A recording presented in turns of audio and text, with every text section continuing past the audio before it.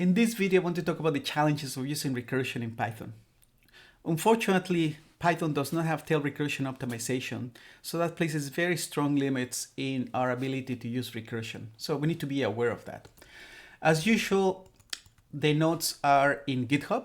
You can follow along, and there's a link in the description and also a link in the description to the rest of the series. So let's get started. So Guido has been a strong opponent of tail recursion optimization. He had, a few years back, he had a posting, he wrote a posting where he explained his rationale to not have tail recursion elimination in Python. And so we have to deal with that. And it might actually never be part of Python. And so let's see first what the problem is. The maximum depth of the stack in Python is predefined. And you can get this value with get recursion limit. And here's a relatively silly example to illustrate the problem. And here I have a function that adds recursively the sum from 1 to I. And it does a tail recursively. And so if the language had tail recursive optimization, this function will require only one stack frame. Okay.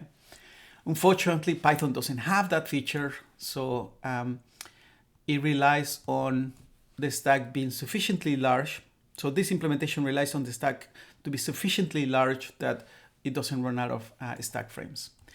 Unfortunately, the limit, at least in my computer, is set to 1000. So if I try to run this function, then I will get this error, which is kind of unfortunate. And because that essentially reduces my ability to use recursion, which I strongly believe is an extremely effective and elegant way of solving computer science problems. So what can we do? So the simplest answer is to not use recursion, or be aware of the depth of the stack and change it according to the needs of your program. Here is an example of doing that with a decorator. And notice that test n, its purpose is just to return the value of sum up to. Okay. It prints some extra information, but the important aspect is that it handles the exception if we run out of frames. So how does it do it? It tries to do the computation, and if it runs out of frames, then it will set the recursion limit to twice the previous one.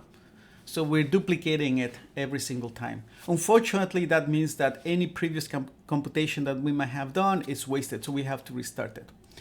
Let me start with a number that is smaller. So let's start with just 2000. Remember that with 1000, it failed. So let me run this program. And as you can see, at 1000, we ran out of frames.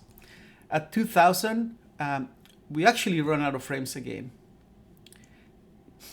And so we have to say that at 4000, and at 4000 then is sufficient to actually do it.